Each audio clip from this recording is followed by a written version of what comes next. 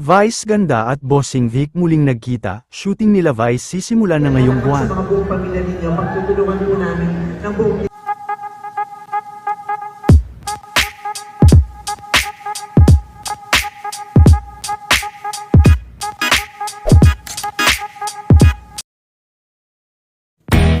Matapos nga lang sa showtime, ay muli na naman na nagkita, sina Vice Ganda at Bossing Vic Soto, dahil opisyal ng in-announce sa MMFF na kabilang na ang kanilang upcoming movie sa darating na film festival. Bago din umalis si Vice sa showtime ay nag-sponsor naman ito sa outfit ng baby dolls.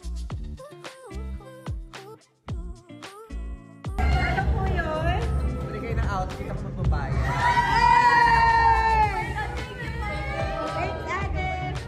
Natanong din si Vice kung kailan magsisimula ang kanilang shooting.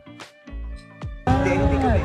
May kumakausap sa akin, for the movie, may kumakausap din sa akin. Separately din, oo. Tapos sabi nila, pareho daw ang dali namin yes. Parang wala yung isip. Wala pang script, yes na. Okay na start ng shooting. Parang this month magsa-start na. Yes. Thank you guys. Thank you. Nela.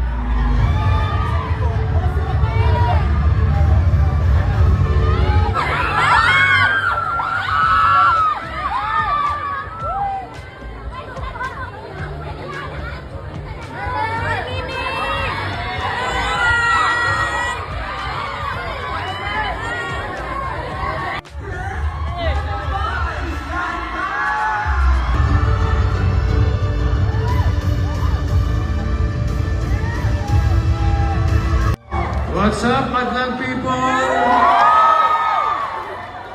Nasabi na lahat ni Vice eh. Kaya, ang totoo niya, ninenervous kami. Kanina, nag-uusap kami. Ay, pag di tayo natama. Nag-uusap lang kami, magsa-shopping na lang kami. At magme-merienda ng burger. Ganun pa man, maraming salamat sa NBA, sa Metro Manila Film Festival. Na may offer sa inyo ang collaboration namin ni Bossing Vic Soto at pinapangako po namin sa inyo na itong sa araw ng Pasko ay magbibigay talaga kami ng malalaking ngiti at halakhak sa mga buong pamilya ninyo. Pagtutulungan po namin ng buong team ng Greatest Showdown.